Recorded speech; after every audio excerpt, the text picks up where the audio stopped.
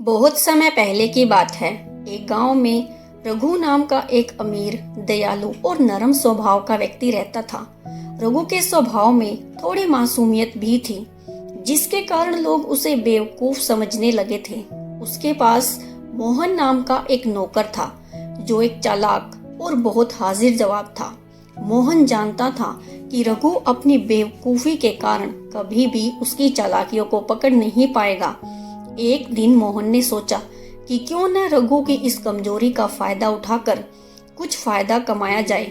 उसने रघु से कहा, मालिक, मुझे एक खास दवाई पता है जो मेरे गांव के पुजारी जी बनाते हैं। अगर आप मुझे थोड़ा पैसा दें तो मैं जाकर वो दवाई ले आऊंगा।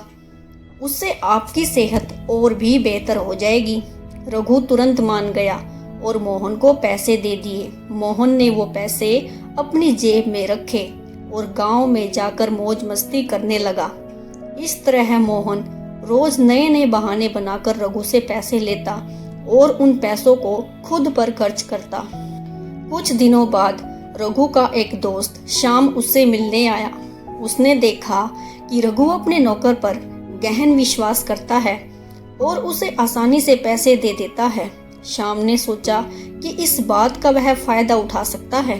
अगले ही दिन श्याम ने मोहन को पकड़कर कहा, अगर तुमने अपनी चालाकी नहीं छोड़ी तो मैं मालिक को सब बता दूंगा, लेकिन अगर तुम मेरी बात मानोगे तो हम मिलकर और भी ज्यादा फायदा उठा सकते हैं। श्याम और मोहन ने मिलकर एक योजना बनाई।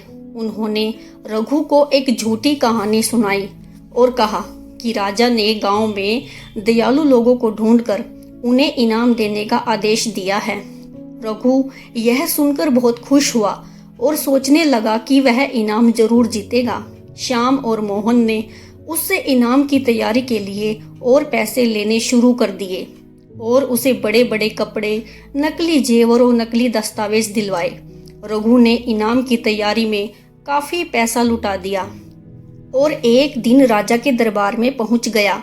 जब राजा ने उसकी बातें सुनी तो वह हंसने लगा और उसे समझ में आया कि रघु किसी की धोखेबाजी का शिकार हो गया है। राजा को यह सोचकर बहुत गुस्सा आया कि उसके राज्य के गांव में एक मासूम और दयालु आदमी को बेवकूफ बनाया गया है। राजा ने फैसला किया कि वह उन दोनों को सबक सिखाएगा। राजा ने गांव में खबर फैला दी कि उसने रघु की दयालुता से खुश होकर उसे एक कीमती हीरा इनाम में दिया है। मोहन और श्याम, जो गांव छोड़कर भागने ही वाले थे, ये सब सुनकर हैरान हो गए।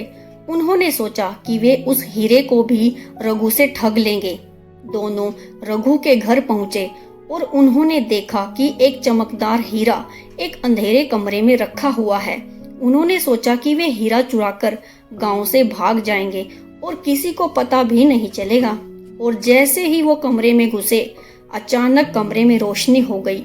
यह देख दोनों चौंक गए कि रघु, राजा और सिपाही वहां पहले से ही छिपे हुए हैं। राजा ने सिपाहियों को दोनों को पकड़ने और रघु से लूटे गए सारे सामान को वापस लेने का आदेश दिया। Thanks for watching.